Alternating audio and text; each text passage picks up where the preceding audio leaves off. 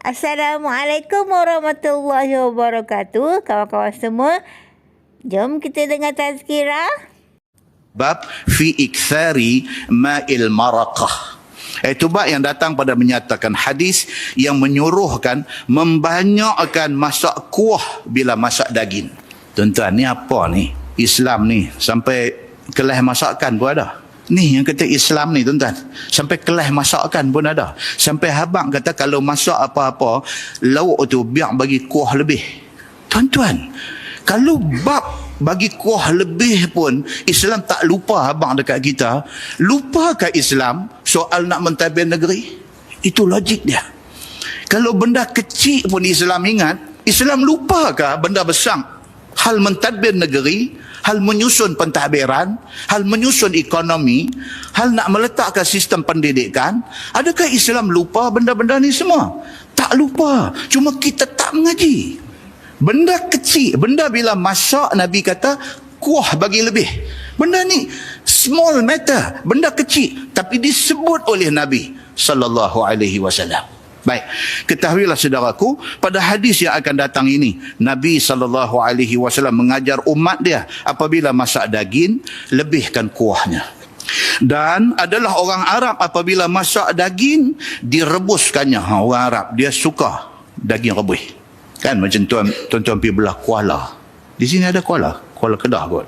Orang Kuala ni depa kerja turun ke laut. Depa ni masakan depa macam mana tuan-tuan? Rebus ya. Oli ketam daripada laut ni, oli ketam ni letak tu lari ketam tu, duk hidup lagi ketam tu. Ketam tu dia pelekoh bagi mati, dia rebus ya. Makan dengan ayam asam. Tu dia 4-5 orang telah elok. Nampak tu. Telan. Tu kata ayam asam ni jangan main-main dengan ayam asam ni. Ketam rebus tu gung ayam asam dia. 3 pinggan senang-senang. 3 pinggan lajak lagu tu ya. Masya Allah, muslimin dan muslimat yang dirahmati Allah sekalian. Tu dia. Rupa-rupanya orang Arab masakkan kegemaran mereka apa dia? Daging rebus. Dia suka macam tu. Maka ayam rebus daging itu dipanggil maraqah. Maraqah, mimra, qaf, ta marbutah. Maraqah tu maksud dia kuah. Itulah yang disuruh oleh Nabi SAW. Apabila rebus daging yang sedikit, banyakkan air untuk dijadikan kuahnya. Pasal apa agak-agak tuan-tuan? Kita tak baca bagi habis lagi, tapi agak-agak pasal apa? Pasal kalau lauk sikit, still ramai orang boleh makan. Lauk sikit, orang susah. Orang susah tuan-tuan, jangan main-main. Orang susah. Saya dulu mula-mula posting kerja, saya mengajar di Nibong Tebai. Nibong Tebai no, pi lagi masuk dalam no, nak pi ke Sungai Aceh no, dia ada kawasan perumahan PPRT, rakyat termiskin punya area ni. Lepas tu kebanyakan nelayan.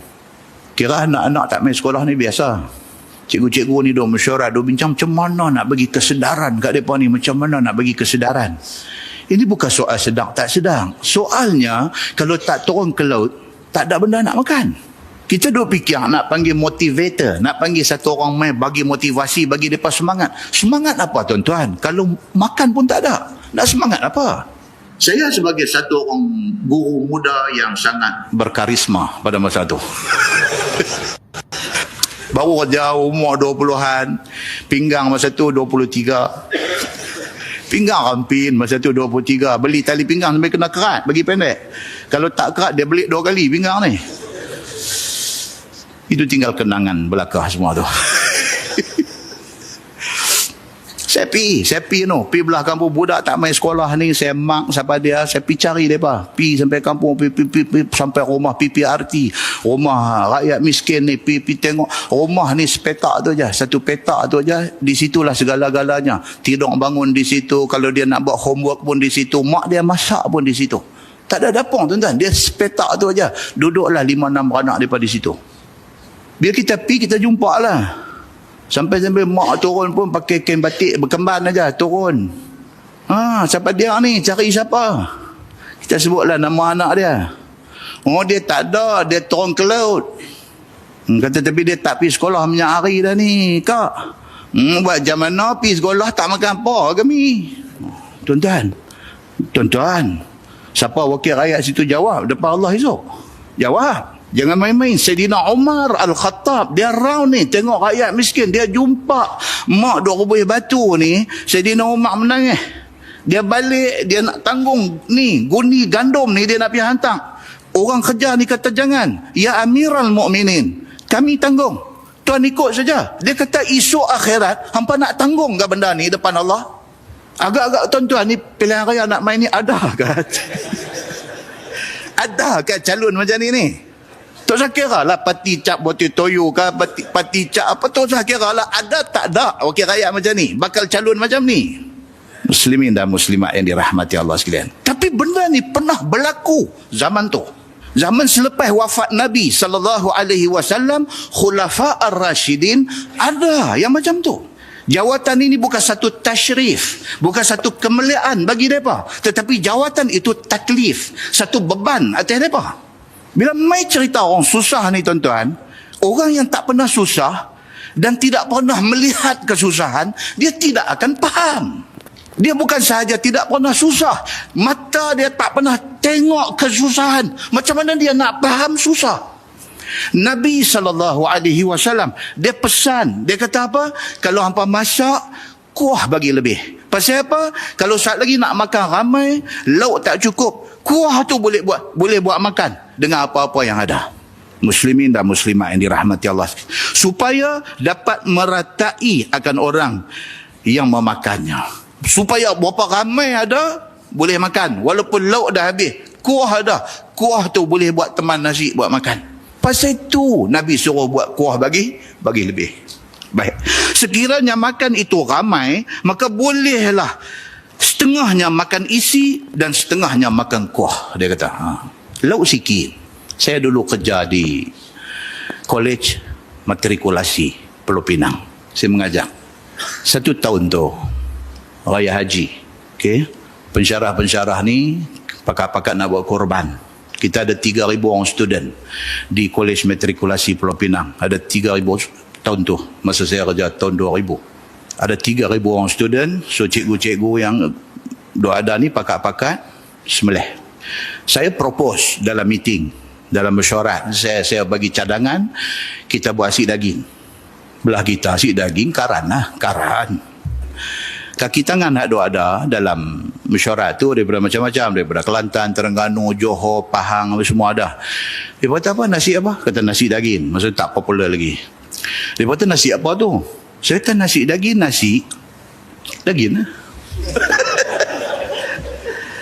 Ish, dia kata makan macam mana tu? Saya kata nak tahu makan macam mana, nanti kita buat esok, apa tahu makan macam mana. Dia kata tak setuju tuan-tuan. Berani dia lawan Ustaz Samsuri.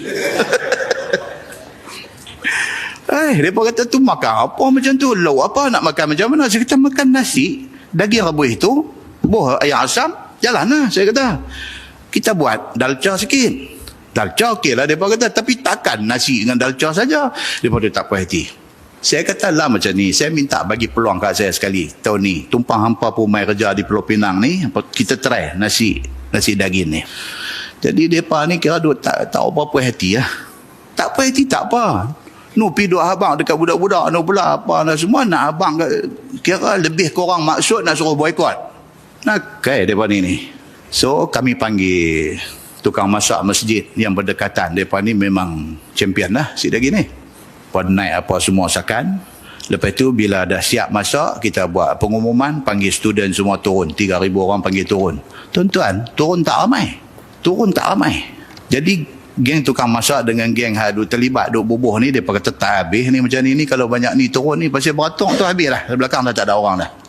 Kata boykot sungguh pok ni kata tak apalah. So kita pun daripada makanan berlebih kemudian nak buang, kita bagi ketiup besar-besar lah kat budak turun ni. Kawan hak turun makan sedap. Lagu duk abang pula di atas tu. Hak geng tak turun tu. Sedap. Sedap ni mana geng mana? Sedap kata kena terang ni. Sedap. SMS duk jalan. Masa tu WhatsApp tak ada lagi. SMS duk jalan. Jalan duk turun. Lauk kita nak habis lah. Pasal kita dah enjoy lah. Kita duk ingat tak turun. Kita duk bagi lebih dah. Puan ni turun tu dia ketir besar-besar punya duk jalan. Apa jadi tuan-tuan? Queue panjang, daging habis. Daging sudah habis. Akhirnya apa? Mereka kena nasi dengan kuah ada sikit, dengan dalca, ayam asam. Mereka dan lagi tukang masak dan buat tambah lagi. Sedap menah, mereka kata. Sedap menah. Tu dia lah kata lain kali terai dulu.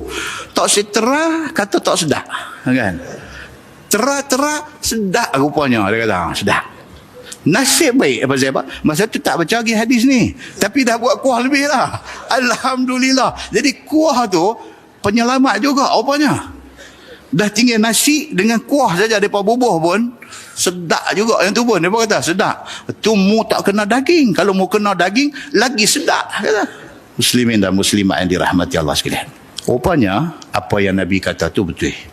Dalam keadaan-keadaan tertentu, kuah ni Allahu Akbar tuan-tuan. Orang susah lebih-lebih lagi tahu menghargai kuah ni. Dan lagi satu yang tahu menghargai kuah ni siapa tuan-tuan? Geng roti canai kuah banjir. Mereka ni tahu. Mereka pergi kedai, mereka kata mama, roti canai rendah.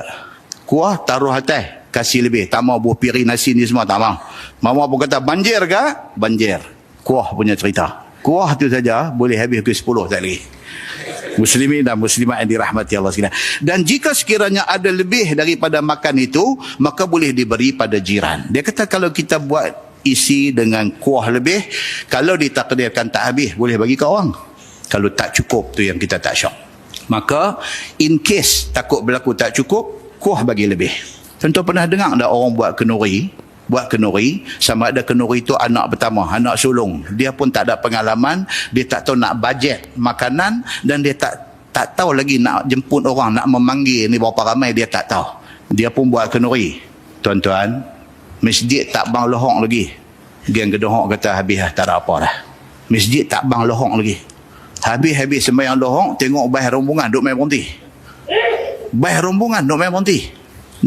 Geng dapung duk kira nak pegang motor nak cunggih pasal apa? Dia kata kami tak salah. Dia kata tuan bagi tahu kat kami buat makan untuk 1,500 orang. Tuan 1,500 dah jalan dah. Dia kata ni hak duk main ni bukan 1,500 dah ni. Kami tak salah tuan. Sambil duk kata sambil duk tuntun motor nak belah dah. Dia tak mau disuruh bertanggungjawab atas kesilapan itu. Tentu percaya tak benda ni ada jadi dalam masyarakat kita.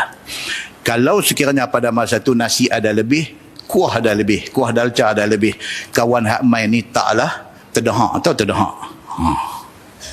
Adalah juga makan dekat depa yang main. Muslimin dan muslimat yang dirahmati Allah sekalian.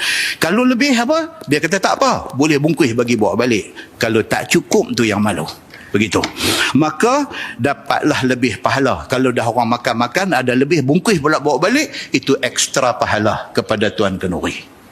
Baik dan bermurah hati dan juga bermesra-mesra ia dengan orang yang mai. Demikian itulah disuruh Nabi SAW seperti dalam hadis At-Tirmizi. Kata dia an Abdullah Al-Muzani radhiyallahu anhu qala Nabi SAW idza ishtara ahadukum lahman falyukthir maraqatah fa illam yajid lahman asaba maraqah wa huwa ahadul lahmain. Dia kata diriwayatkan daripada seorang sahabat bagi Nabi SAW, nama dia Abdullah Al-Muzani radhiyallahu anhu.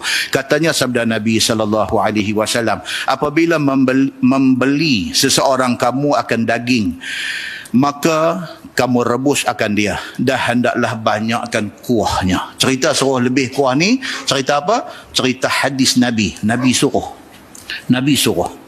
Kerana jikalau sedikit kuah, boleh jadi ada yang merasa dan ada yang tidak merasa. Apa maksud ada merasa, ada tak merasa?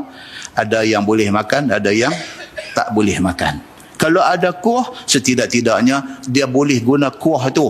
Kalau ada nasi, kuah dengan nasi. Kalau tak ada nasi, pergi beli roti makan dengan kuah. Begitu. Bersalahan dia kata kuah yang banyak itu. Jika tidak dapat ke semua orang kamu makan daging, mereka dapat makan kuah. Dia kata. Beza kalau kita buat kuah lebih, dia menyelamatkan. Macam lah, orang lah kenuri. Mereka nanti masuk menu kot tepi ni. Menu kot tepi ni, menu apa tuan-tuan? Bubuk kacang. Menu apa? Dia duduk selit mai kot tepi. Laksa. Bihun sup. Tu pasal apa tu? Dia bubuh menu kot tepi tu pasal apa? Kalau takdir kata orang mai ramai. Zaman lah tuan-tuan, ekonomi tak elok. Kenduri ni rancak lah ni. Tuan-tuan nak buat kenduri, tuan-tuan tak boleh bajet satu kad mai 2 orang. Tak boleh dah. Sebab zaman lah ni satu kad kalau ada 7 lah. Tambah duduk dalam taman, lagi rancak lah. Dalam taman kita duduk ada katalah 400 pintu rumah. Katalah 400 pintu rumah. Tak boleh kira satu pintu 2 orang. Kita duduk bajet taman ni saja 800 orang. Dah tuan-tuan? Dah. Kalau ada 5 anti mai. Kalau ada 7 anti mai. Hari ni punya cerita.